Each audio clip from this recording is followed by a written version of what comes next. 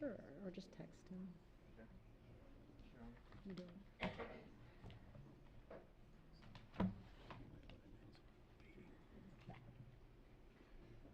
Just going to wait a few more minutes for Councilmember Garcia to make it.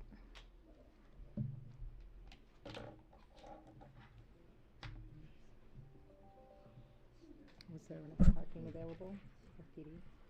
No. Okay. Yeah. Miguel, parking for PD is on. There's no parking? Well, there was, but he texted late, so I don't know if he's having trouble parking. Because he's parking right now. Okay. Oh, he's good. He's good, Miguel. Okay. He's good. Mayor, we have 3 Item's not on the agenda? not on the agenda. I turned.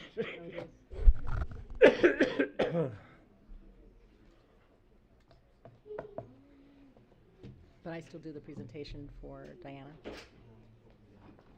I do Diana and you do the calendar? Yes. Okay. Mayor, Diana's going to say a few things after. Okay. Good evening. Good evening, everybody. Welcome, welcome to 2026, our very first City Council meeting of 2026. City Clerk, can we please have roll call? Yes. Mayor Christine Lowe, Present. Mayor Pro Tem Jean Goss, Here. Councilmember Edward Garcia, Here. Councilmember Kelly Krebs, Here. and Councilmember Robert Parkhurst. Here. Madam Mayor, you have a quorum. Thank you. I'd like to call this meeting to order. I will stand and give the Pledge of Allegiance. If you can stand, please do. Put your right hand over your heart and begin. I pledge allegiance to the flag of the United States of America and to the republic for which it stands, one nation, under God, indivisible, with liberty and justice for all. Please be seated. So as we start the 2026 year, I see tons of familiar faces, other familiar faces of people that have also grown up in Sierra Madre and those who've newly moved here. And one thing that makes our city fantastic is we are the city of volunteers and we are the city of community involvement. And one thing I would really encourage this whole year and what I want to start out with this year is the importance of community and the importance of all of you. It's very important that we have all of our businesses and our neighbors, our residents, and everybody, even neighboring cities, to really come together and participate in the activities and the civil duties that we do in Sierra Madre. Who knew that when I grew up in Sierra Madre as a kid, being born on Mariposa, that someday I would be mayor, which was a shock to me. And one thing I always say is that I'm an educator by trade, and when you're looking at jobs and goals that kids and people look towards in the future, you will rarely go for a position or a career that you don't see yourself in. So I highly encourage all of us in our community to really reach out to the next generation, to the youth. Be involved, please volunteer for everything. Some of the really important positions we have to keep ourselves sustainable in the future is the Fire Safe Council and the CERT group and all these important groups in town. And I'd really encourage, if you have not volunteered yet for a group, or if you want to make a change and try a new group, please, it's important for all ages to reach out and really be involved in our city. And that's what keeps our city, and what keeps a small town feel is all of us. So this new 2026, please, everybody, I hope you get involved in something new, and then I'm encouraging you to continue with all you already do. Thank you. Okay, let's see. We have information from the city clerk regarding agenda items. Anybody?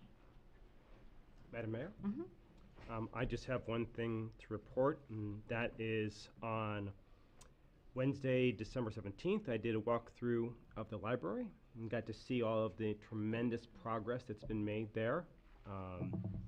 Kudos to the staff at the library and to all the teams working very hard on that. It's looking like it's coming together. It's going to be very exciting to see it opening. Thank you.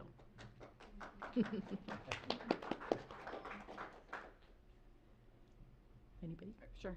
On the 21st, I participated in one of my favorite events of the year, the candle walk from St. Rita's down to Cursing Court, and I just always really appreciate the feeling of community and inclusion. And I know earlier that week they also had the lighting of the menorah, which was or a few weeks earlier, the lighting of the menorah, which I really appreciate. Again, sort of the respect for all traditions around that time of the year. So, and then just this past Saturday, I was with a number of my colleagues at the firehouse for our Eaton Fire commemoration that was organized by the fire. It was a really nice event, just bringing people together to thank our first responders. We had representatives from the county and from CAL FIRE there, and it was really nice. Being a little late, my computer's still booting up, and I don't have my calendar, but I'll go from memory here.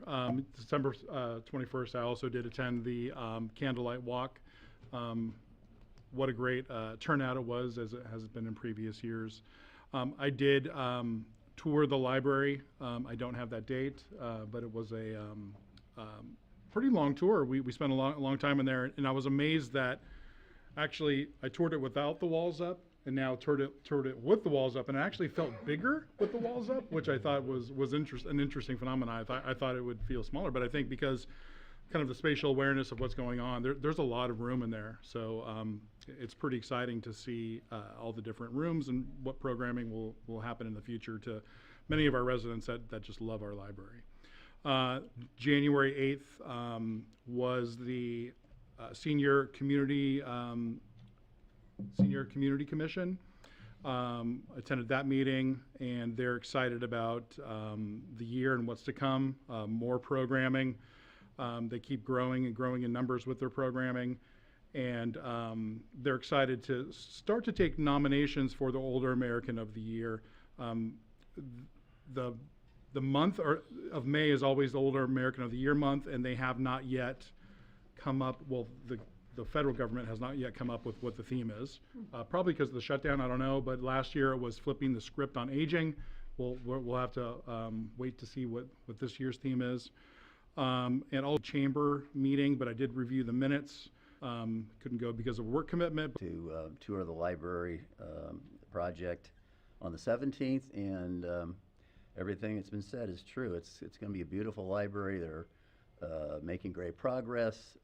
Once you walk inside it, you kind of get a sense that, yeah, we've kind of got the same feel of the old library, but it's much bigger. There's just much more utility to it. It's just going to be great. On 18th, I went to the planning. It's going to be great.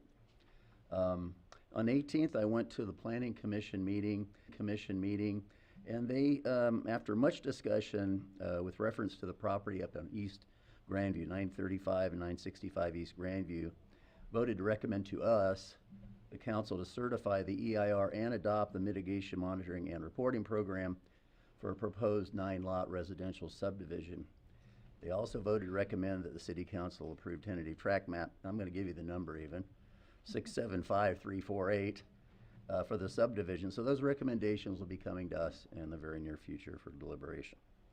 On the 8th, then, I went to the library project ad hoc committee meeting, which is where we're meeting with the principals involved to make sure everything's going well. And there's really no major developments to report. Project is on schedule and looks like there's no major hangups.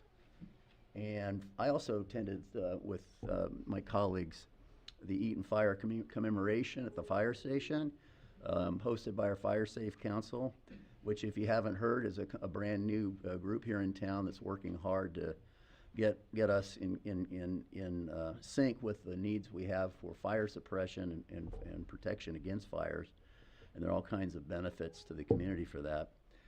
They hosted this commemoration. It was very well attended, and given the gravity of the Eaton fire and its impact on our community, I thought the words of Mayor Lowe and Fire Chief Bartlett were appropriate and very poignant and to the point. And I just wanted to thank Gavin Lee and other members of the Fire Safe Council for hosting that event. That was really, really special. That's all I got. Well, let's see. I also attended the Fire Safe Council commemoration with the fire department. It was a very well attended event, and it also was nice to see everyone coming together in our community and all the different groups that we do have that help with our resiliency and with planning. We are only as good as your pre-planning is. The most important phase of disaster preparedness is your planning. And when a disaster happens, your mitigation and your recovery happen the moment a disaster starts. So it was really great to see the headway we've made this year with Gavin Lee and with our Fire Safe Council and our fire department, and with the help of CERT and our other groups and search and rescue as well. So we're looking forward to that future. And then on Thursday, January 8th, I attended the Cal Cities annual LA Division meeting in Torrance. And it was just nice to see all the headway that Cal Cities and the League of Cities did with all of our cities in LA County and all of the different legislation that came through, not just subsequent to the fires, but also involving insurance, which I'm sure you're all interested in. So we'll be looking to see how insurance is handled this next coming year, which I know our Sierra Madreans are really looking at right now. And I think that was it. So moving forward, can we please have the reports from city staff?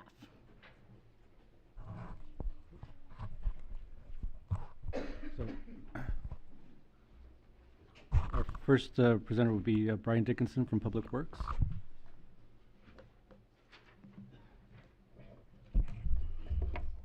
Good evening, Honorable Mayor, Mayor Pro Tem, and esteemed council members. Just a brief update on the Yucca Basin cleanup. So we've got some pictures for you. This is pre-work. So this is how it was beginning at November 12th. How it looked at so you had bushes growing through the gate, the main gate there at the basin, prior to us getting anybody in there to do any work. Go ahead, James. Then December 8th, the contractor got in, started mobilizing, took the main gate down, got in there and started excavating out and grubbing out a lot of the material. Go ahead, James. Next day, you can see how much they've excavated out. And then this is pre-storm events of Christmas time. So prior to this, they had excavated out and grubbed out about 900 tons of debris out of the basin. So we put the main gate back in, and then city staff, actually the picture on the lower side in the middle, city staff built that secondary gate. And so the rains of Christmas, everything was fine, and then literally the late afternoon of Christmas Eve, debris broke through and washed out through the bottom of the main gate and got stopped at that secondary gate. So, go ahead, James. Then after that, the contractor just came up, started last week excavating, grubbed out all the stuff behind the secondary gate, and then is back into the main area and starting to excavate. And they anticipate being finished by next Tuesday, the 20th, grubbing out everything with what we had available in the contract. So, and then going forward, we'll be budgeting for and doing annual maintenance up there and grubbing out debris. And the secondary gate will stay in there, and we'll keep the primary and the secondary gate we'll put up during storm events to ensure that if there is a washout. We're gonna look at the primary gate, see about how we can modify it and block off the bottom so potentially don't have a big washout like that going forward. And then at the secondary gate for the rain event, they put swaddles down there, straw swaddles, and then that collects most of when you have the runoff from the dirty water, it'll alleviate some of the muddy water and just be not so chocolatey brown water. More of a latte color. I'll field any questions. Can you just explain for the public and for those watching why it is that this structure is different than, say, the dam or other collection basins, in that it has this open structure allowing for the chocolate milk or latte or whatever your drink of choice is? Because I know that there's a structural reason, and I think it might be important to explain why that is. I can't attest to it because it was built, that primary gate was built by the county before, because that structure, that debris basin used to be under the counties. So it's mainly just to collect debris, whereas the other ones were for holding water back. And then the Sierra Madre, because Sierra Madre Dam, it doesn't hold water back. Now they had to punch a hole in it because it's not structurally sound to meet Division of Safety Dams regulations. So that's why it's basically a debris basin now as well. So this is, you can't put a permanent one in there because you couldn't get equipment back up in there to remove the debris. So that's why it's got to be a removable structure so we can get equipment back up there, because there is no side roadways to get equipment back in there to grub out all the debris. So that's why it's a removable structure with beams and posts, and then boards across horizontally. Thank you. Yeah, that's You're my welcome. understanding as well. I have a question. So can you give us an estimate on how much work was involved, in the cost of this work that we did? Our contract was, I think, $62,500 for that amount, so that's what we're doing up to that amount. And then we'll see how much there is, we'll get an idea from the contractor how much is left, and we can budget accordingly next fiscal year, and then moving forward. And due to the fact that we don't know when the regrowth will happen enough that we are not going to continuously have this going on, this is a further budget item we will have to have in the next upcoming 5 Yeah. years or 4 years. Probably even going further. It all depends too, and then if it's a light rain year one year, maybe it's where our guys can go in there with just our light equipment and remove out the debris, and then we don't have to use any of the budgeted funds. But if it's heavy rain years and no vegetation to hold soil back, or you don't have heavy rains, and then dry times where it can compact, and then all that stuff is compacted, then we should be okay. City Attorney, is there any way we can return that to the property of LA County so they can maintain it? We can offer it to them. I don't think they'll accept it. Okay, thank you. Yeah, I doubt if they'll want to take it back. Thank you. You're welcome. So that kind of just brought up a thought. So I know in the the previous the contract with the contractor, they had to go through engineering and traffic study and all these other issues in order to go through with this. If we're doing it ongoing through Public Works, will it be at that magnitude, or do we anticipate? Just be encroachment permits, and then, because we've worked with the contractor, he had an idea how to go about doing it. We didn't come up with really any specifications, and he's got equipment that can get back up and in there.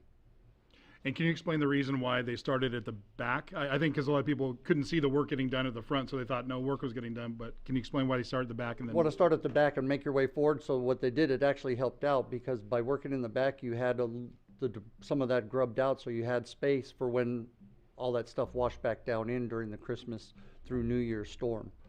Otherwise, you would have had stuff just going completely over the other side.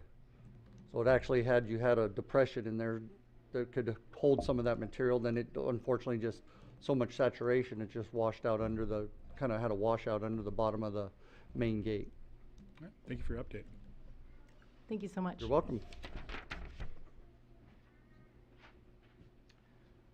There are no other staff reports.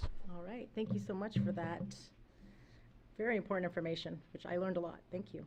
All right, we have presentations coming up. Our first presentation is for Diana Manzana Garcia. May you please come up to our front. And this is a presentation for Diana Manzana Garcia, who's our Disaster Management Coordinator for Los Angeles County Area D Management. Do you want to talk before I give this to you? Hi, good evening. Thank you, Madam Mayor and City Council, as well as the residents of Sierra Madre. As mentioned, my name is Diana Manzano Garcia, and I actually just left the current position as the Disaster Management Area Coordinator. However, I'm still here as your admin, so I can still be reached if need be. Held this position for almost 9 years, and it was a pleasure being the DMAC for Area D, being able to work with the 23 cities of the East San Gabriel and Pomona Valley region, so it's one of the second largest regions here in LA County. One thing that I mentioned, we went through a very interesting 2025 year. We started off Wednesday, January 8th, and seeing the city EOC activated downstairs and seeing positions filled and having actual folks gather information, collect information, start reporting information, and doing what they needed to do to assure the public safety was kind of one of those moments where you're like, aha, I did what I needed to do, and assuring that the city was prepared. You guys are a small, mighty city, definitely. It's been a pleasure watching the city really take on the effort of emergency response. I think you all collectively have learned really what it means to being one resilient in a community as the size as it is of Sierra Madre, and really having the support of the community, but as well as your neighbors as well. We were able to see just tremendous support coming in from all levels of government, federal, even the National Guard. That was probably one of the other highlights besides seeing the city respond to how they needed to respond. We've taught, emergency management for years, and we constantly tell cities, there will be a time when you will have to activate these plans. And some cities, say, oh, it's never happened. Well, unfortunately, we're at the moment in time where it's a matter of time. And January 2025 was the moment for a few of us in LA County of seeing some of these plans being activated, seeing the city response as well, right? It wasn't just the city, the community really stepped up and needed to do what they needed to do to support the efforts of our first responders, the police department, of public works, and other agencies that supported. So it's been one of these journeys just watching Sierra Madre really grow in that field of emergency management. As Madam Mayor mentioned, you know, the mitigation part really starts not just at the local level, but it's also at the community level. And so I really encourage the community members to sort of take a leap of faith and really get involved with emergency management. I know the city is still growing in that field. We all are, trust me. I'm just now down the street in the city of Azusa. So we'll definitely be partnering down the road and building this communities a little bit more stronger, as we know that not just winds or, you know, rainstorms, but really fire is our biggest hazard in the foothill communities. So when you see the city, you know, issue these alerts or issue red flag warnings, you know, really do heed those alerts, because it is about safety first and assuring that you're all out of the danger zone if need be, as you have all seen last year what these zones might mean for you. And so there's a lot more coming our way, definitely. But seeing Sierra Madre really just take that step forward as they have been. And as I mentioned to them in January, you know, this is not the first of your disasters for the year B. Rain, mud, and debris, it's going to be here for at least a few more years until, as mentioned, that regrowth happens. But you have all definitely taken that step forward in assuring that your plans are updated, that you're coordinating, and seeing these departments really step in these roles has been quite pleasing as an emergency manager, and as well as the DMAC. We've been definitely preaching, right, to the choir about preparedness, and we saw that occur in what was really honestly up until December of this last year. So thank you again for allowing me to sort of guide the city in this path that it took. And it's been just really admirable in seeing the support from council, from the residents, and from other departments, and just really assuring that the city moves forward. And it's been just, you know, pleasure as an emergency manager seeing that really flourish. So thank you for that. Thank you. So let me bring this up to you, and let me say a few words as well. So just as an educational piece to everybody, when we talk about Area D management, it's basically saying the 23 cities surrounding our area work together under one coordinator. Thank you very much. It's a very important role to help us be more resilient. So it's kind of like a mutual aid response when we needed help. So when you saw the other police departments come up to help with evacuations from all over our cities, that's the Area D response. If we ever need it, they're here at a moment's notice as quickly as they can. And in all of our disasters, that's been the most helpful. So we really lean on each other, and we also provide help to our other neighboring cities. And it's all coordinated through what we call the Area D coordination response. So we would love to give you this certificate of recognition. Diana Manzano Garcia, whereas has faithfully served as the Area D Disaster Management Area Coordinator for the past, let me face this camera, so sorry, for the past 9 years, providing steadfast leadership, expertise, and coordination in support of local jurisdictions throughout Los Angeles County. And whereas in 2025, the city of Sierra Madre faced its most significant emergency since the 1993 brush fires and the 2020 Bobcat fire, as a major wildfire threatened the community, resulting in the loss of homes and required the evacuation of the northern half of the city. And whereas during this critical time, Diana Manzano Garcia stepped forward to provide exceptional and highly specialized assistance, dedicating countless hours in direct support of the city's emergency response. And whereas Diana reported to the Sierra Madre Emergency Operations Center and spent multiple days on site, offering invaluable insight and guidance to the EOC staff while the fire was actively raging, she also served as a constant and reliable liaison between the city, the Los Angeles County EOC, and the state, ensuring clear communication, coordination, and situational awareness. And whereas she provided expert consultation on documentation requirements necessary for state and federal disaster reimbursement, educating city staff on reimbursement process, timelines, and best practices to ensure future recovery success. And whereas her professionalism, dedicated, and compassion made a lasting impact on both city staff and residents during one of the most challenging periods in Sierra Madre's history. Now, therefore, may it be resolved that the City Council of the City of Sierra Madre does hereby recognize, commend, and express its deepest gratitude to Diana Manzano Garcia for her outstanding service, leadership, and commitment to emergency management and public safety. Thank you so much, Diana.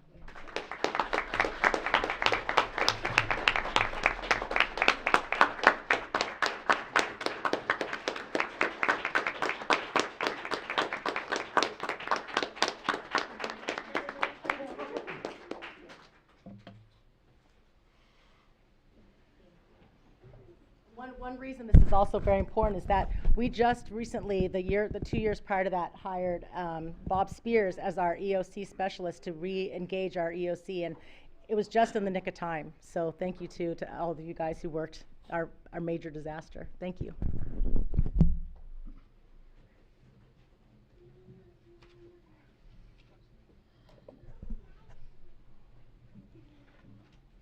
All right, our next presentation is for the Mayor's Certificate to the winners of the Sierra Madre Wildlife Calendar Contest, and that will be done by our just recently former mayor, Mayor Parkhurst. Thank you, Madam Mayor. So tonight, we're pleased to recognize the artists selected for the 2026 Sierra Madre Wildlife Art Calendar. This contest highlights not only artistic talent, but also the shared appreciation for the wildlife that surrounds us and the responsibility we all have to protect and coexist with it. The artwork submitted for the 2026 calendar beautifully captures the spirit, diversity, and natural beauty of Sierra Madre's wildlife, and selecting the final pieces was no easy task. To all of our participating artists, thank you for sharing your creativity and your unique perspectives. Your work helps tell the story of our community and reminds us of the incredible environment we are all fortunate to call home. Tonight, we're pleased to recognize the artists selected for the 2026 Sierra Madre Wildlife Art Calendar. This project showcases local artists of all ages and promotes a safe and respectful coexistence with the wildlife that shares our community. Thank you again to each artist for your creativity and for helping tell Sierra Madre's story through your art. So I'm going to come up here and announce all of the winners. We'll come up and I'll hand you a certificate and a copy of the calendar, and then I'd like to gather everybody up here at the end for a joint picture.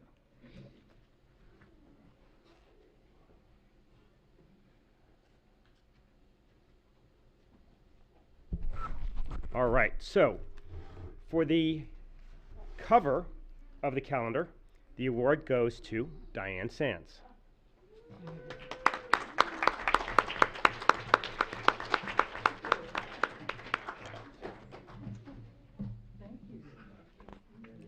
Yes. All right. And the artist for January goes to Jamie Chung. Jamie? All right, we'll make sure that gets to her.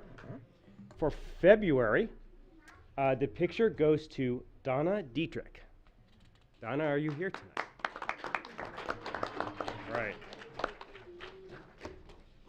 For March, Morgan Young. Is Morgan here?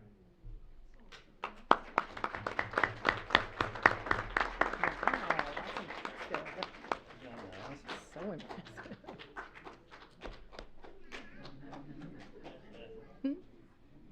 All right. For April is Allison Yang.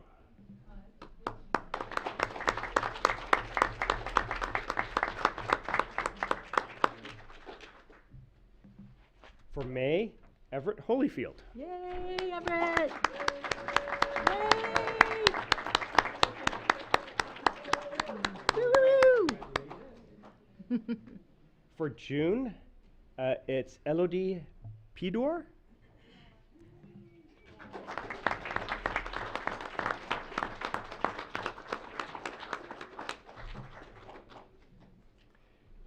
And for July, we have a joint one.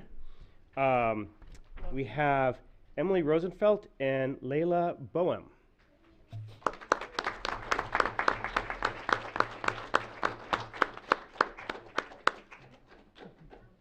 Thank you. August, Christine Prentice.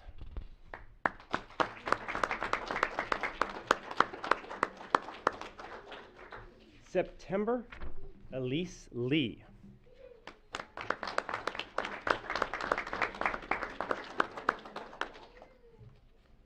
October, Poppy Charters.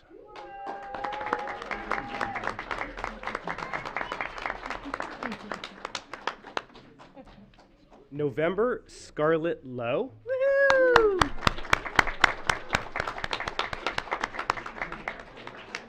Very welcome. That's my mom.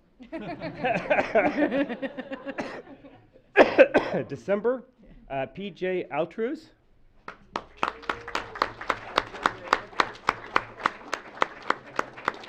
know, I always felt kid, I used to babysit. And then we have 2 honorable mentions, Rocio Alcaraz and Carol Michelle as honorable mentions. Are you here tonight as well?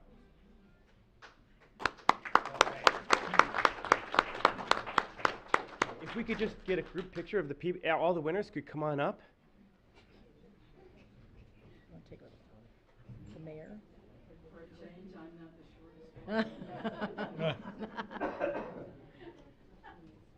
Should we take a picture? All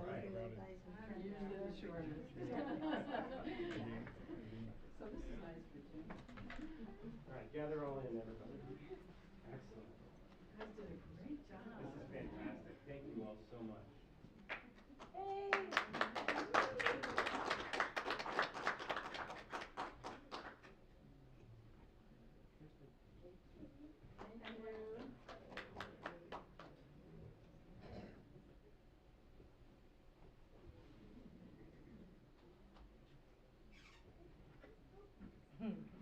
Congratulations, you guys.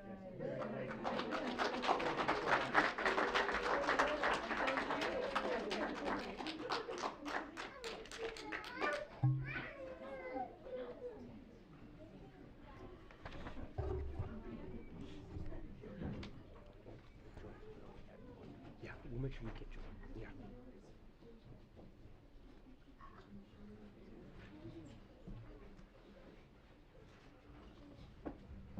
Thank you all. What a great community event. On top of that, Everett's mom, I taught to swim, and my parents grew up with her parents, so it's a tight community.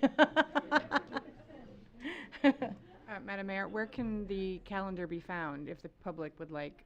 Yes. So in closing, congratulations to all the artists, and the calendars will be available for pickup at City Hall starting on January 14th. Thank you. All right, we're moving on to public comment for items not on the agenda. Any person wishing to speak before the City Council is asked to complete a speaker card and provide it to the City Clerk prior to the start of the meeting. It's okay if you send it now. Speakers are generally limited to 3 minutes per person, and time may not be delegated. Any changes to the allotted time announced prior to the public comment period, we're going to keep it at 3 minutes tonight. Under the Brown Act, the City Council is prohibited from discussing or taking action on any items not listed on the agenda. Addressing the City Council from the audience is not permitted. All comments addressing the council must be made from the podium. Only public comment made from the podium will be recognized by the City Council and entered into public record. And I believe some of those will be changing, right, for the upcoming Brown Act. So some of those things will be changing soon. Do we have any comments not on the agenda? Yes, we do, Madam Mayor. We have 4 speakers who are asked to speak this evening. The first of the 4 is Mary Carney.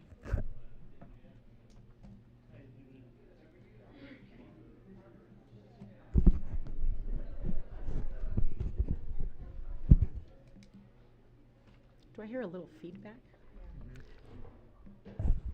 Good evening, Madam Mayor, Mr. Mayor Pro Tem, members of the City Council, and residents. I have 2 things I wanted to address this evening. One was flipping the switch on aging.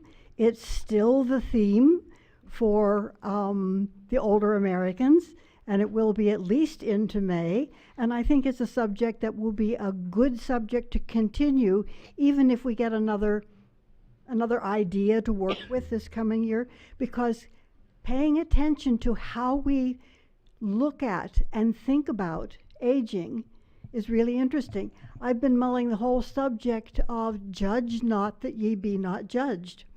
You know, we're taught that, and then all of a sudden you notice, well, I prefer pink flowers to blue flowers, or I prefer, soup to nuts. And the next thing you know, you're saying, well, I prefer this, so somebody who doesn't like it, it's not so good, and then you begin getting wider judgments. So just pay attention to your personal internal conversations and find a way to share them this is my request, find a way to share them with the younger people, particularly the kids who are in school, because developing their perceptions on growing older is really important to start them now, rather than waiting until we're in our 50s and 60s and older to say, oh yeah, we don't like what's going on, so how can we change it? Well, let's try and start with some of the younger folks. So I hope to speak more on that from time to time. And if I could activate my second card now. I had 2 cards. The second one is I've still been really concerned about the issue of meals for seniors in our community, particularly seniors who have transportation issues, mobilization issues, and so on. So I took the opportunity and I called Intervale to find out, just to clarify a couple things for myself. And I was saying, well, isn't there a way that Intervale could drop lunches off at the Hart House and people could come and pick them up? And they said, no, the issue is temperature, because we have no guarantee that the person who picks them up is actually going to deliver them in a timely manner where the food stays, you know, cool. It's like, okay. But I learned there is a weekly home delivery of frozen meals, 7 meals a week, for people who qualify. And I thought it was fascinating that any individual can call the Intervale program, the senior center, and ask them to talk to Gloria, leave a message for Gloria. She's only part-time. You need to leave a clear name, a phone number, make sure your answering machine is not full, because they only call back 3 times, and ask about the program. They'll give you a phone interview, there'll be a home visit, and then if you qualify, you can get 7 frozen meals dropped off at your house every week.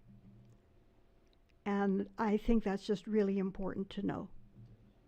So thank you very much, and I'm happy to continue supporting Sierra Madre and Sierra Madre seniors as we move forward. Mrs. Carney, Thank you. Is that information something that the Senior Commission could put out during the lunch distributions at the Hart Park House? I imagine it could be. I would actually like to see that information in the senior newsletter and in the village news, in the regular village newsletter as well, because I also discovered that there is a micro transportation service from LA County that comes into Sierra Madre, but again, you have to meet certain qualifications, and it's for those with mobility issues. Unfortunately, you have to go into downtown LA personally. And I was thinking, well, if we had enough people who wanted to do this, I'm sure we could find a way to get transportation down and back to get these people qualified. So, anyway, thank you. Get on the website as well. Yeah. Thank you. Madam Speaker, Madam Mayor, the next speaker is Glenn Lambton.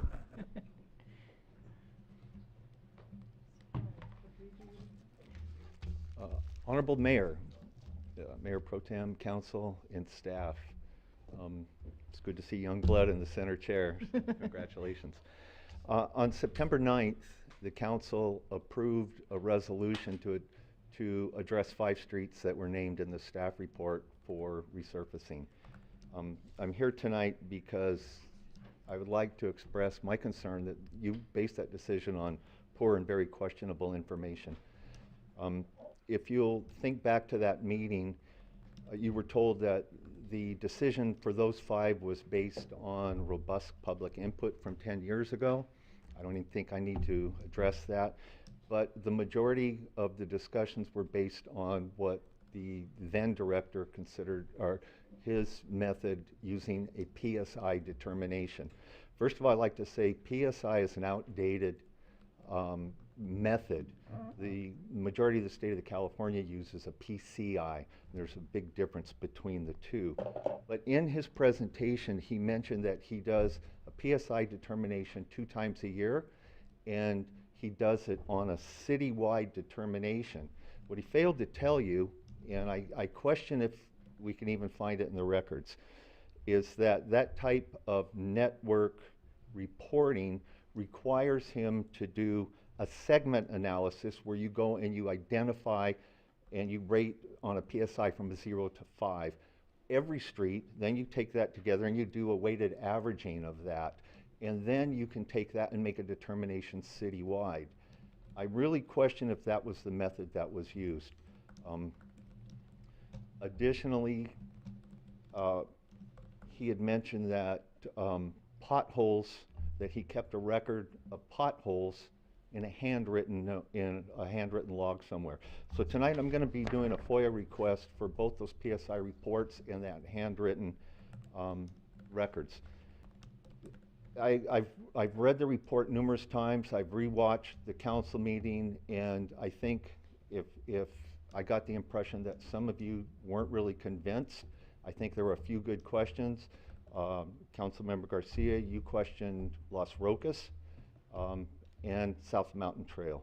And I'm gonna, please do not resurface South Mountain Trail with a 2-inch that's supposed to last for 20 years until that water main from Lowell to Orange Grove is done. You'll just be tearing it up.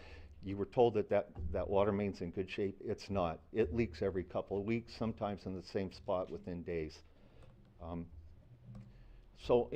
had mentioned a PCI that will analyze from a 0 to a 100. Las Rocas would be considered 0. A brand new street would be 100. I think some of you others questioned other things, and if you go back and review it, but I would like to request that you do not do those streets, that you bring it back to the new Public Works Director, reevaluate the streets that will be done under the SB1, and then move forward with a more legitimate analysis. Okay, and thank you very much. Thank you so much. Thank you. Madam Mayor, the next speaker is Deb Sheridan.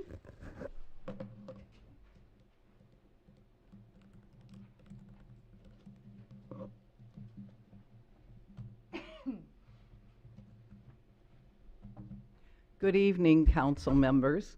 Deb Sheridan, Valley Vista Drive. I would like to thank you, our city council, and the Sierra Madre Police Department for keeping our residents safe, especially as we exercise our First Amendment rights in Kirsten Court. I am here tonight because every day increases the threat to the safety of all of us, as unidentified masked men violate the letter of the law and within the last week killed 1 woman and wounded 2 others.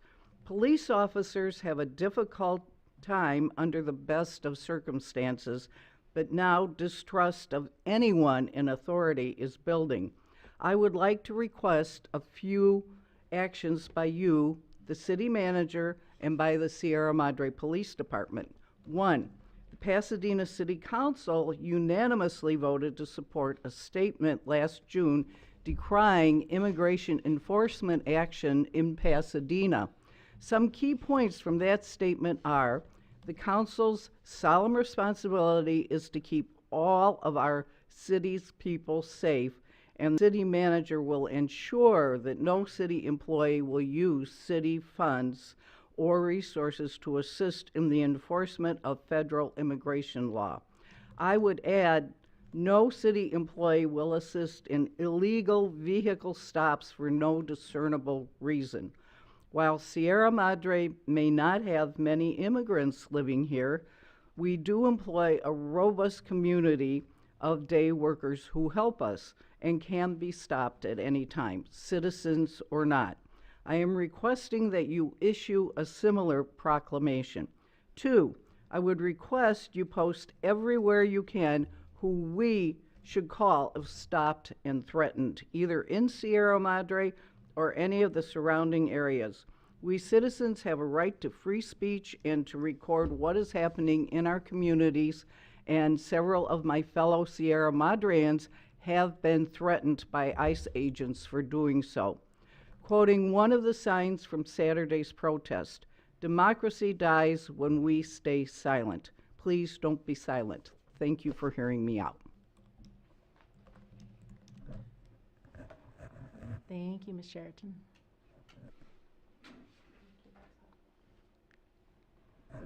Madam Mayor, the next speaker is Caroline Brown.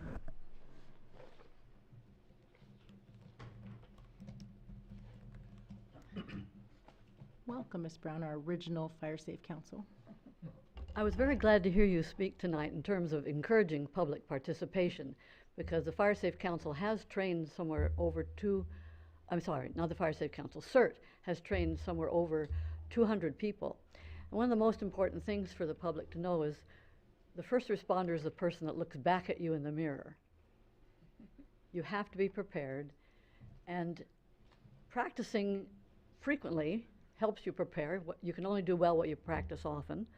I've evacuated from Sierra Madre fire situations 9 times. I counted them up. But they were not all official city evacuations. I saw the Bradbury fire heading our way, 1981. Malibu had just burned all the way down the canyon. The people at the beach in Malibu is like living at the top of a chimney. Sierra Madre is geologically very interestingly pitched because fire moves uphill slower than it preheats. I mean, it moves downhill slower because it's preheating going uphill away from us.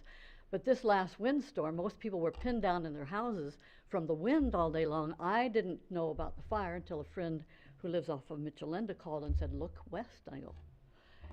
Then I called a neighbor who doesn't have a cell phone, who doesn't have internet. And they didn't answer the phone because if they don't have a cell phone, they don't have internet, they don't really talk to people much. And I left, and I got down to Grandview and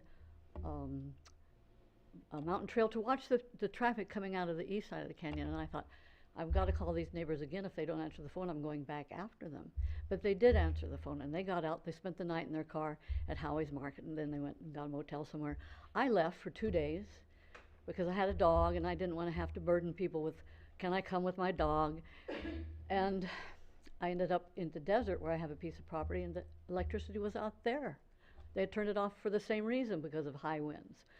So after 2 days of sitting in a cabin cold with my dog, I decided to come back, board him at a place in Monrovia that boarded people who were evacuated dogs for free. Just donate the money that we would have paid us to something else. I gave it to the SPCA in Pasadena. I got my dog, boarded him, and then went back to Claremont and hung out for a while because I knew things were not going to be too clear here in Sierra Madre. The most important thing about preparation is the fact you have to think about it so much. The fire department thinks about it as part of their career. I think that's why they're on an adrenaline overload, and when they retire, they're kind of like, ugh. So I wish I could have all the 3 minutes that I didn't use the last 6 years of COVID, because I didn't come down here very much. I didn't have a chance to say Madam Mayor to Kelly, but I'm saying Madam Mayor to Christine tonight. I'll tell you one more thing if I'm going to go over a little bit. I was the International Secretary for the National Speleological Society, and one year we had first responders from Czech Republic come to the United States to go to a caving convention. And I was supposed to arrange for them their hotel, motel. They wanted to go to Disneyland. I go, oh my God, what if they decide they don't want to go and I'm going to be stuck with overcharges and so on and so forth. So I said, they're cavers, they're campers, they can sleep on my floor. So they did. But when they got here, they didn't want to go to Disneyland. They wanted to go to Pacoima. Pacoima? What's there? LA County Sheriff's Department Urban Search and Rescue Center. So they wanted to go and check it out. And they were supposed to visit them with materials for them to take home back to Czechoslovakia, and they weren't ready at the time. So they went on their trip. And my husband went and picked up the binder for them later, and I went to the post office to send it to them. And I needed to do a return address on it. It was $25 postage, return address. My address, $25 to return. I said no. The return address was on it, any fire department, Czech Republic. So in other words, we're all in this together. Don't be too worried about the people in Sierra Madre. They're going to do the right thing. And once upon a time, nobody had a cell phone with a light in it. I carry my headlamp with me all the time. I learned the hard way because there were no reading lights in the hostels in Europe when I was hanging around. I wanted to read at night. So this is in my purse. This is in my purse. It's in your pocket. So at least we could get out of here tonight together without running over each other. Thank you so much, Caroline. Thank you. Do Do we have any more comments from the public, not on the agenda? Madam Mayor, we did not receive any other speaker cards, nor did we receive any emails in the city clerk's office. All right, thank you so much. All right, moving on, we're going to move on to public hearing. We have a, let's see, any person wishing to speak before the city council on a public hearing item is asked to complete a speaker card as well. Our public hearing agenda item tonight is resolution number 26-07, authorizing the allocation of the fiscal year 2026-2027 CDBG funds for the Senior Minor Home Rehabilitation Program. Do we have a presentation on that? Yes, from our planning department, we have Caitlin Huang that will be up to present. Thank you so much. Good evening, Madam Mayor, Mayor Pro Tem, members of the City Council. Tonight, the City Council will be holding a public hearing for the allocation of the CDBG funds for the 2026-2027 fiscal year. The city is expected to receive about $37,266 in CDBG funds for the next fiscal year, and does plan to allocate these to our successful and existing minor home rehab program for our seniors. In this past 2 years, our program has completed about 8 minor rehab projects, and this goes for some re-roofs, window replacements, tub to shower conversions, and many more. With this report, I would also like to thank, or take the time to thank, our consultants, the CDBG program, and also our city council for supporting this program and making this program available for our community and our seniors. It's not only been support in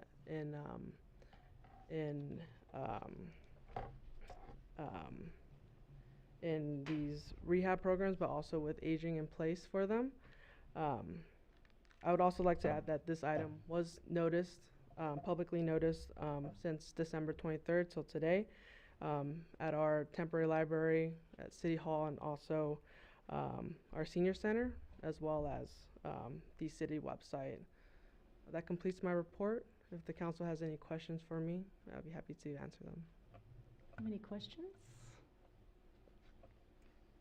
I have one, and you might not know the answer to this, but it's, do you happen to know, this one qualifies for, remind me of the qualifications. It's very low, low, and moderately low income seniors? And is the senior, is it 55 years, do you know? It is 65. Okay, 65.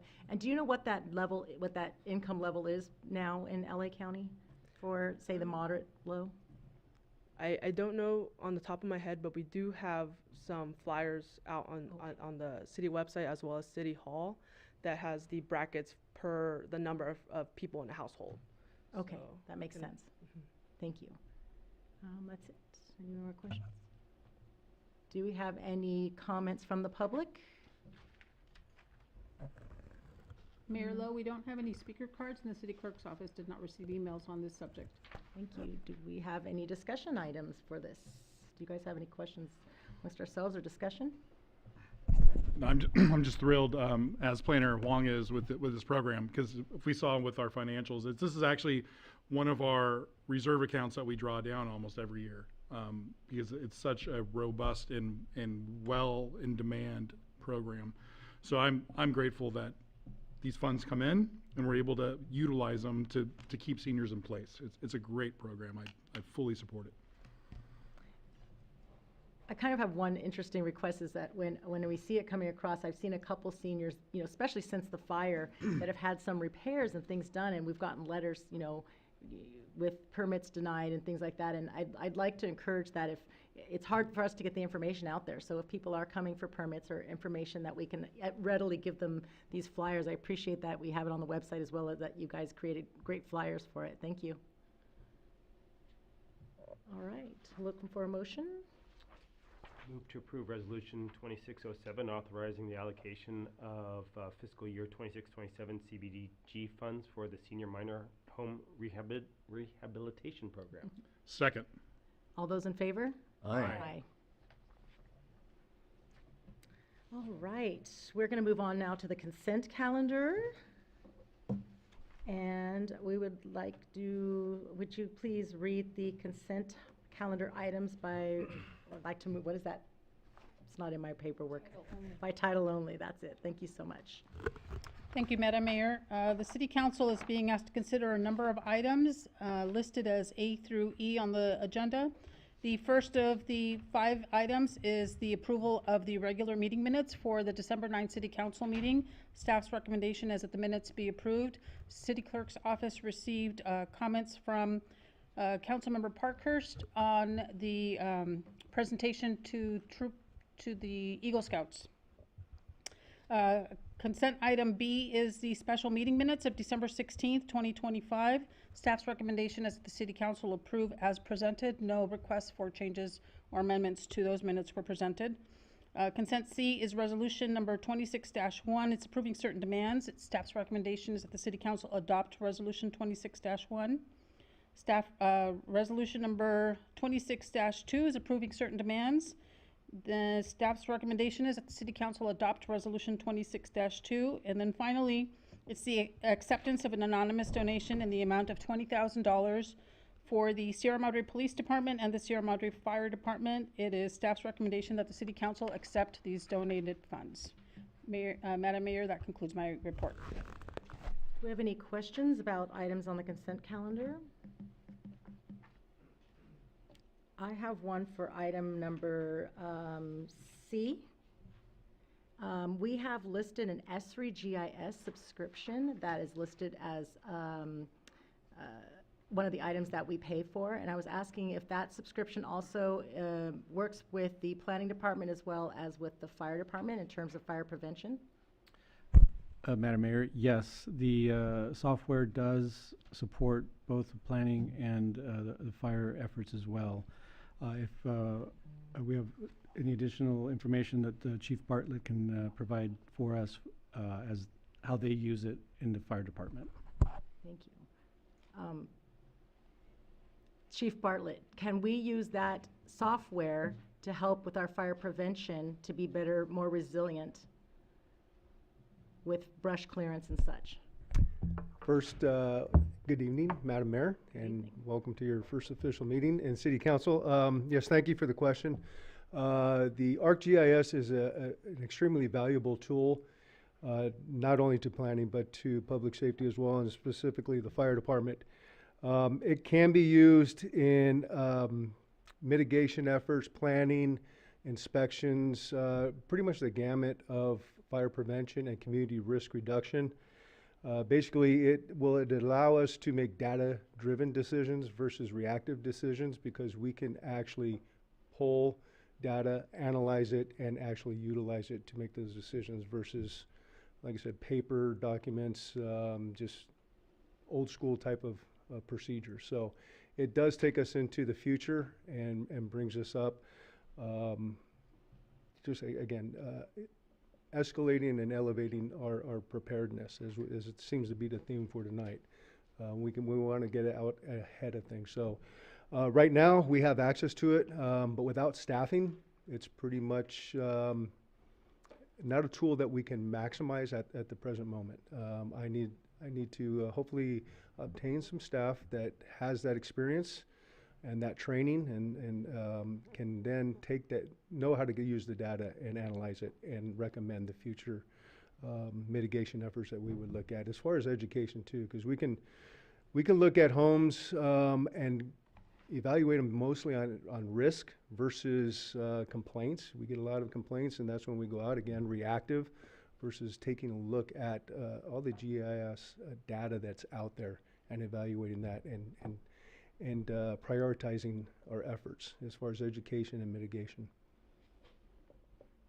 So when I saw that at Cal City's conference, that Berkeley used that to do their mapping for where their danger zones were and what they would do for their planning, they put it under the fire prevention office. What department, I mean, what position would that need to be under in our staffing? Great question. Thank you for that. We contract out prevention, if you will, with a contracted fire marshal.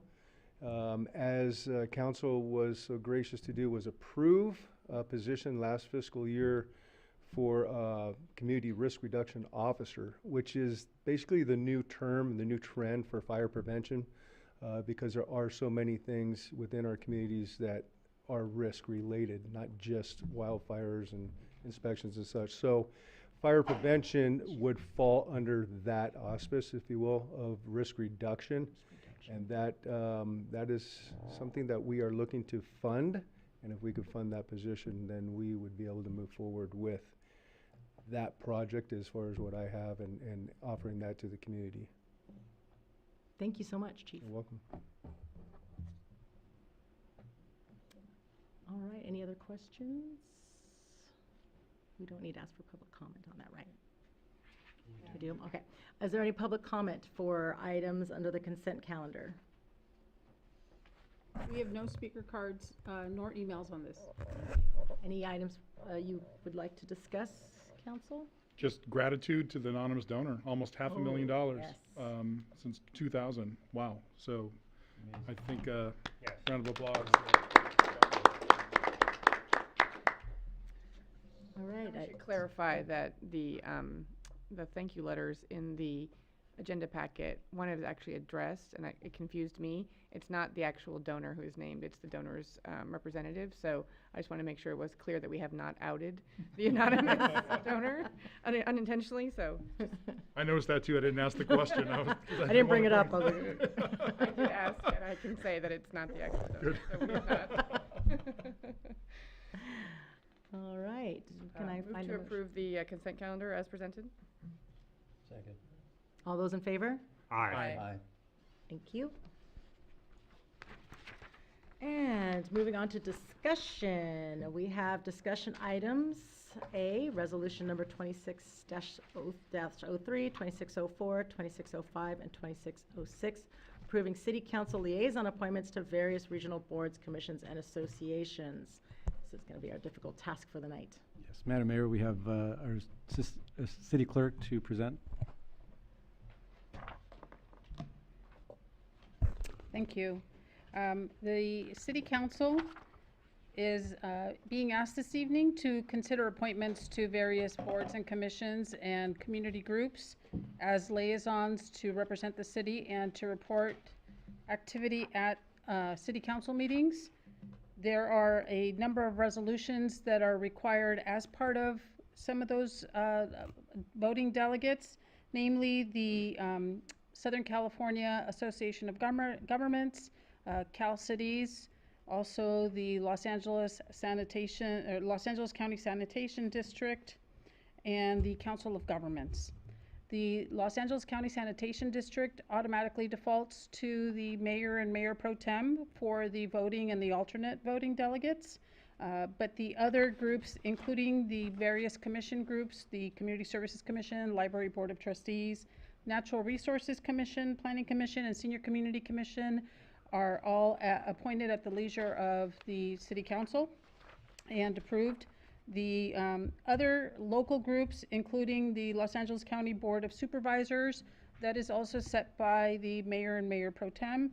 And the other groups that are not listed in the resolution but also require a representative from the city are the Clean Power Alliance and the Foothill Workforce Investment Board. And the Sierra Madre Chamber of Commerce, can't forget that. And Madam Mayor, that concludes my report. All right, so we've sent in our preferences and what we were able to and what we're not able to do. And due to scheduling, of course, some of us cannot make certain appointments. I'm going to go ahead and start with one of the most difficult ones, which is going to be Planning Commission because it meets the most frequently. I think the only ones able to do it are you and I, Councilmember Garcia. So I don't mind whether I'm the primary or the secondary, it doesn't matter to me. The alternative for you is also that you can only do senior, correct? Yes. Okay. So do you have a preference on which only you and Parkhurst are able to do senior community commission, so, because I'm not even able to do that one. So would you want to do primary on senior? Sure. Okay. And which one have you not served on yet, Mayor, former Mayor Parkhurst? Library. Library, okay. So let's put Garcia as senior commission. This is not letting me write. And then alternative would be Parkhurst for senior community. Is that all right? I think you're the only two that are able to do it. I'm actually not able to do Okay. it. I'm just looking at it because I have something, assuming that I continue to serve on the Clean Power Alliance. Oh, okay, yes. The board of directors meeting is the first Thursday of the month at 2 p.m. And then that I have to be downtown for. Okay. So I'm happy to be the alternate for the Senior Community Commission, but I would trade former Mayor Parkhurst for the Library Board of Trustees, because I also have not served on the Library Board of Trustees. Okay. And Goss has also requested the Library Board of Trustees. So, let's see, why don't we do, you have done Library Board of Trustees. I have not. Oh, you have not, you both have not. You Right. have done, I've done it. I've done it. And you've done it, okay. So Krebs, can you do then Library Board of Trustees as primary? And you're gonna be around for a while too. Do you want to do it next year, and do you want to do it as the secondary, or? I don't care. That's, Okay. doesn't matter. Okay. Happy to do either. This is not the fun part of the job. Just make me the secondary on it. Okay. And then we'll have you do it next year. Okay, let's move on to then Planning Commission will be myself, and then you as the, can you do this next coming Thursday? I don't see why not. Okay, thank you so much. So I will do this. Garcia. Thank you so much. All right, Natural Resources Commission. No one jumped at that one. Madam Mayor, if I could serve on the community services, I currently serve on the natural resources, and give another council member a chance at that one. And what was your second preference for your first Community primary? services. Okay, so let's go ahead and have Goss do primary then, because your secondary, you don't have another primary that you can do, correct? He can't do natural resources. I forget what day is it? That's Wednesdays at 5. No. Yeah, so he can't do natural resources. Do you mind doing that again? I'll continue on then. I think there's a lot of good work you can do there also. Looking forward with some of the projects that you can continue on with that you have that passion for.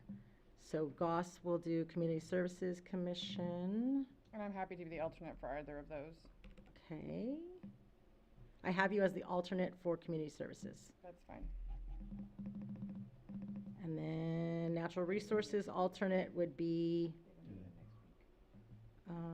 I could do alternate for that. I'll do alternate for Natural Resources.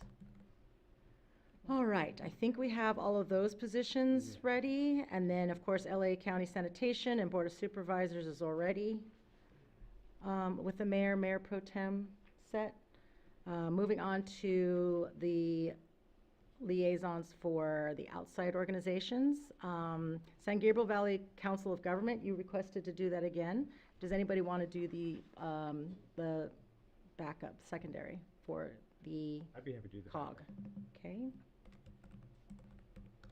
They've got great leadership. They do. I do.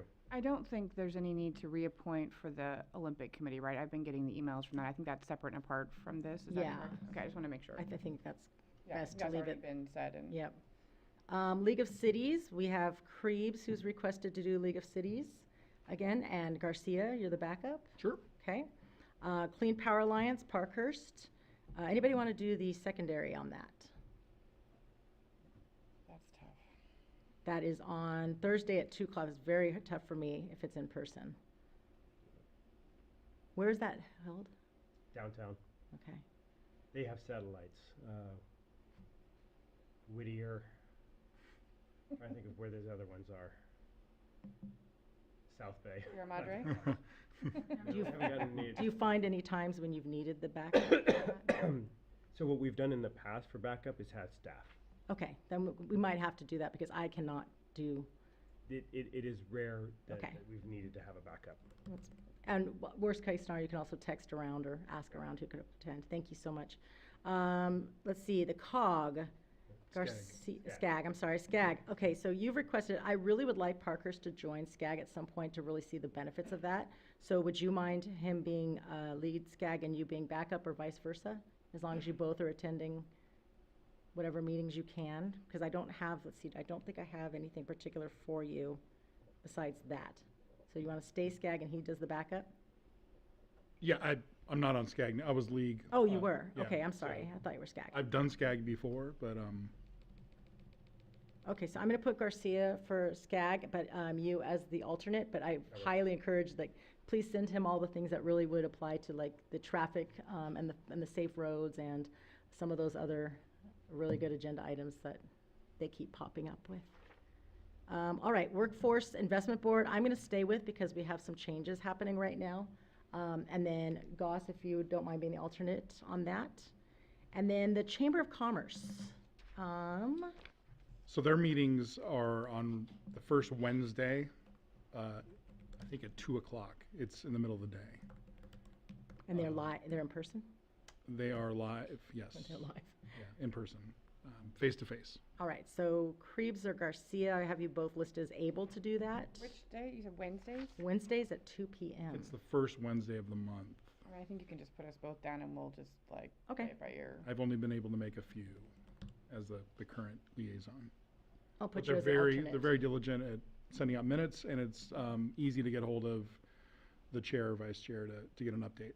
And I think they're getting better and better at involving city and trying to build that relationship, and we think that's really important in this upcoming future, so Yeah. let's encourage that, to be a part of those decision-making. Is that a regular set meeting? Because I've seen a lot of like blowback about people not knowing when the meetings are, so I don't know if it's well known that that's a standing meeting. It's the executive board meeting, Oh. not the standing meeting. I think the standing meeting for the general membership, I don't know the date, but I believe that's not every month, but maybe every other month. Oh, okay. All right, we should ask them to better publicize that, I think. I agree. Okay, so we've got Krebs down for the primary and Garcia as the alternate. Am I forgetting any positions, Madam Clerk? I don't see any, but if we could just go through it really quickly to Sure, make sure thank I you. captured them accurately.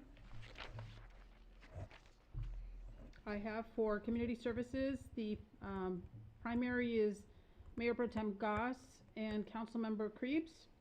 Library Board of Trustees, the primary is Councilmember Krebs and Councilmember Parkhurst is the alternate. Oh, we have Goss as the alternate. Goss for Thank Library you. Board? Yes, please, thank you. Thank you. Natural Resources Commission, I have the primary is Councilmember Parkhurst, and the secondary is, the alternate is Mayor Lowe. For Planning Commission, I have the primary is Mayor Lowe, and the alternate is Councilmember Garcia. Senior Community Commission, I have the primary is Councilmember Garcia, and the alternate is Councilmember Krebs.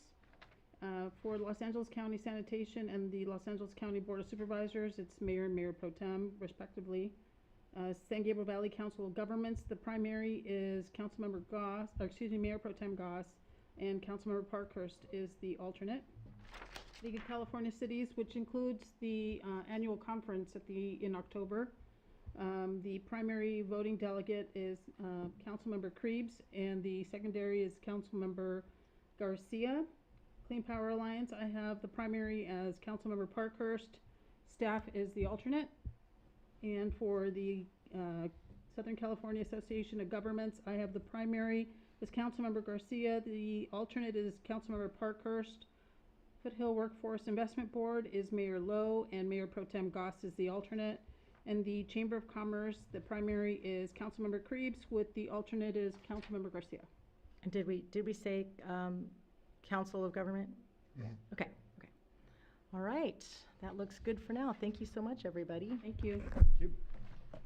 Do we have to make a motion to approve those positions?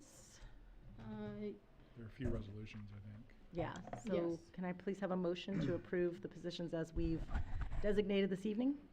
I move to approve Resolution 26-03 for the Southern California Valley Council of Governments, Resolution 26-04 for the League of California Cities, Resolution 2605 for the Southern California Association of Governments, and Resolution 2506 for the Los Angeles County Sanitation District, as well as approve the various appointments to boards and commissions that are not in need of a resolution.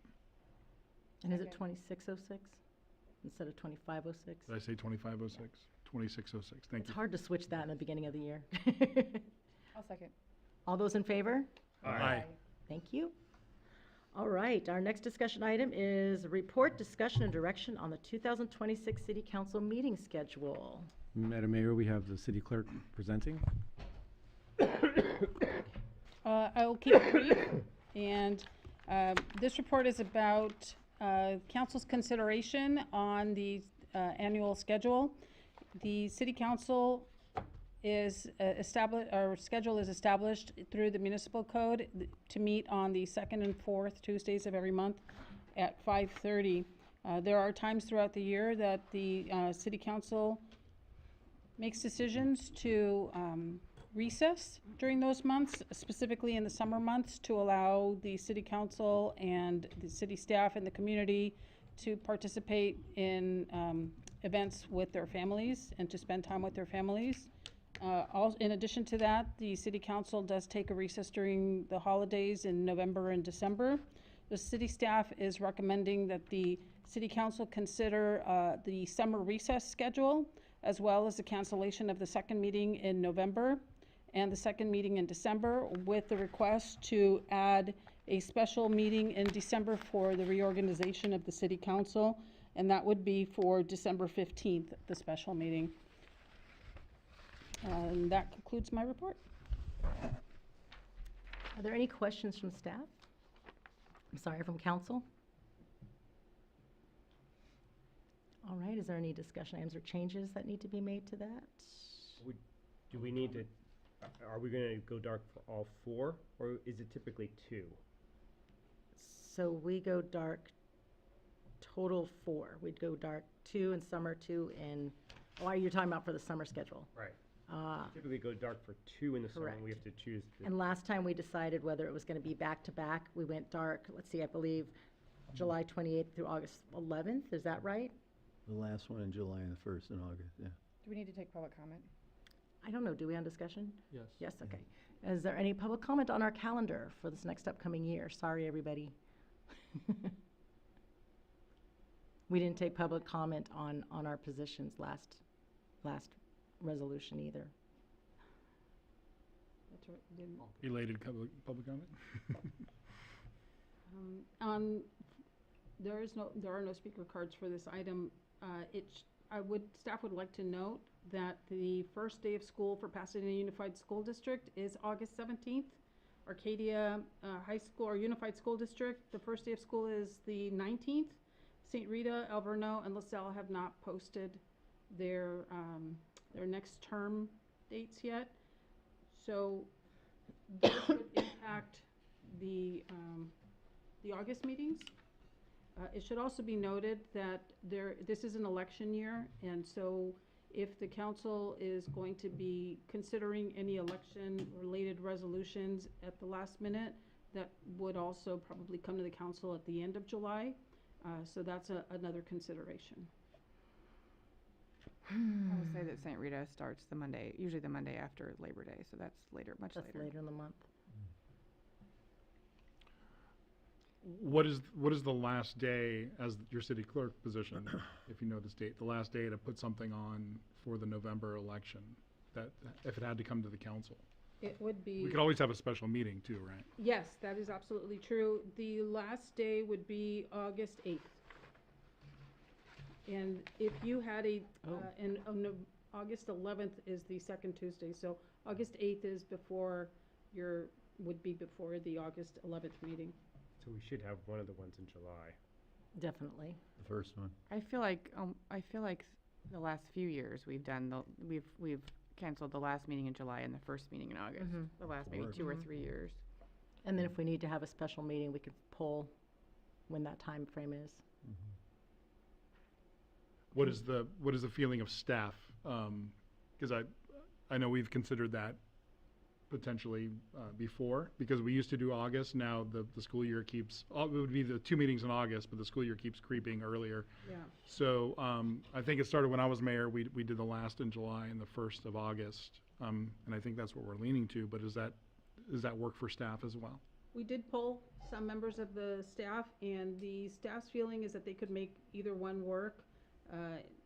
Obviously, having the extra time with the family is preferred, but the more optimistic staff members said it's okay, we can have 2 weeks without the kids at home, and that would be nice too. Yeah. You know, there's some optimism either way. Full disclosure, they still work. It's just that they don't have the extra work of putting staff reports for the council together and all that, yeah. Which makes it a good time for them also to. Yeah, take time off, yeah, exactly. All right, then with that being, let's follow that tradition then. And is there a motion to keep the July 14th and the August 25th, go dark July 28th, August 11th, and continue with the November 24th, dark, December 22nd with a special meeting to install the new mayor in December December? 15th. Yes. So moved. Second. All those in favor? Aye. Any nays? All right. Should we go back and seek public comment? I on- know. Is that what we Read it. should be doing? Okay. I think- I'd like to reopen, discussion item, resolution 26-3, 2604, 2605, 2606 for the city council liaison appointments and various regional boards, commissions, and associations for public comment. Sorry, I apologize. To get that input. If you would so desire one of us to not serve on that, or. For the record, Madam Mayor, the city clerk's office did not receive any emails, and we do not have any speaker cards from the public. The commissions didn't pop up and say who they want. All right, then let's go ahead and keep that, that vote, approving the positions. All right, are there any items for future agenda items? Madam Mayor? Mm-hmm. So, as being the liaison for the Senior Community Commission and just, knowing this community pretty well, everyone's, God willing, is going to become a senior. And I think that I would like to recognize, have the council recognize the month of May as the Older American Month, which is a national recognition, and the county does it as well. And I don't think we've done that in the past. So I think it'd be nice to agendize that and possibly invite the commission and provide a proclamation, and as we've done for community services and other commissions, just to highlight the needs of the older Americans. It's a smart idea, thank you. Anything else? I don't know if I need to agendize this per se, but I have a request to also look back and bring forward again the approval of the streets we are going to be looking at refinishing this year based on new data that we could gain from our interim Director of Public Works. Yes, we could definitely bring that back on a future agenda item. We'll be taking a look at the report and assessing and coming back with some recommendations. Can I add to that too, looking for a future means of collecting data to see and a plan? Like we did have plans years ago. We had a 5-year plan prior to me being on council, and I'd like to see something like that again. Yes, we can definitely do that. We are finalizing our Public Works Director recruitment, so we will have a new Public Works Director fairly soon. And once we get started, that would be one of the priorities for the new Public Works Director. Great, thank you. So just kind of going back on that September 9th meeting, I did ask the question of if we can change the list, and we were told affirmatively that we can. Hopefully that's true. Yes. But I just wanted to, yeah, so that's a good thing. Yes. We can revisit that list, because we did need to report, because this were state monies that were being Oh, yes. expended. And it was just a portion. I think we're gonna go over that, but just maybe we can look into whether or not that is in fact true, that we can change that list. But we were told that that night that we could. We will look into that and make sure that we are able to do that before we bring it to city council, and the report will have all that information. Yeah, just with some guidance too. I appreciate data-driven and using the norms that other city public works use to designate which projects we work on. Yes.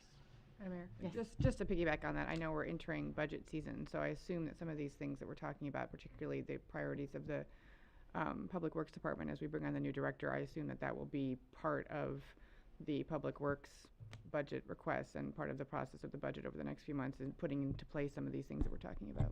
Yes, that's a good question. We will be discussing and preparing our CIP, which will include a lot of the streets improvements, not just with streets, but the water lines, and prioritizing the sections to make sure that if any water lines need to be replaced before we repair the streets, so that moving forward, we have a good plan in place in terms of citywide streets that need to be repaired, and water main lines that need to be repaired as well. Thank you. So I think another agenda item, future agenda, kind of on the same thinking. We do have a pretty healthy reserve in our water department, not so much in sewer, but in water.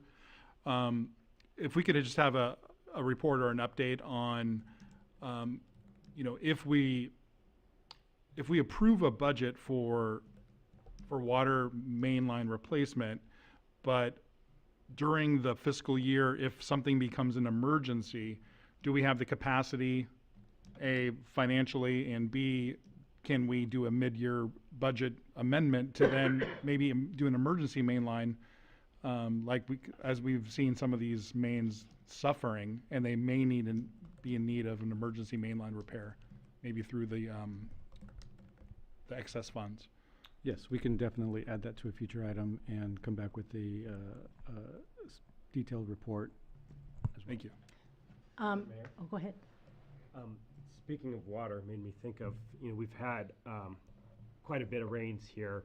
And I know we typically get our annual water report after the end of the rainy season, so May, June, something like that. But it would be instructive, at least from my perspective, especially considering the Raymond Basin and how critical that is to our water supply, of getting a quick interim report on how well we've been able to deal with capturing that water and putting it into our aquifer. Didn't have to be anything major, but I'd love to just get a brief update of what the staff has been able to do in that space.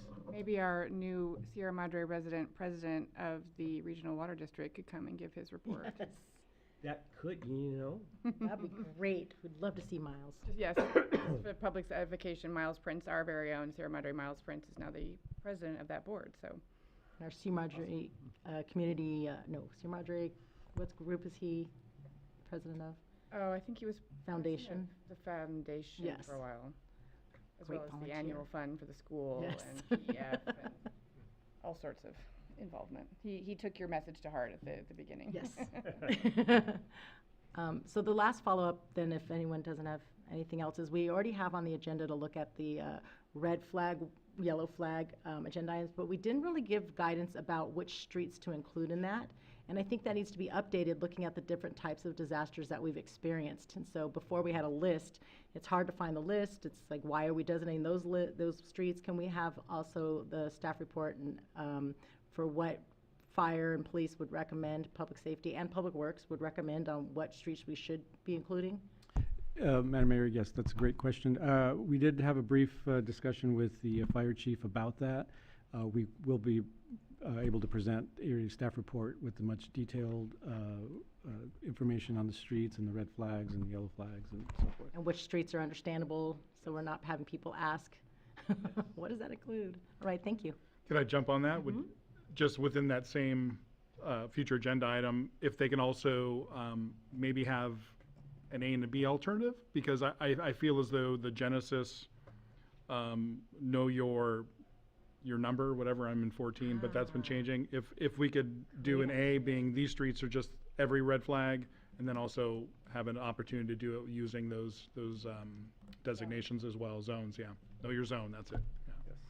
Yes. I mean, that's just as an example. I'm not telling staff what to do, but thinking creatively and having alternatives for our residents. Yes, we So we kind can of certainly consider that. regrouping that as like an emergency response agenda item, including the flag and possibly renaming the areas that we removed, which was one of the recommendations during League of Cities. But when a high recommendation from every city was to name it instead of giving them a number, because I didn't even know my number. I was like, what am I? Thank you so much. Yes, we'll take that up. Thank you. All right, may I please have a motion to adjourn if we have nothing further? So moved. Second.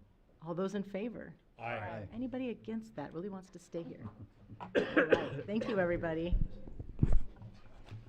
7:03. Score.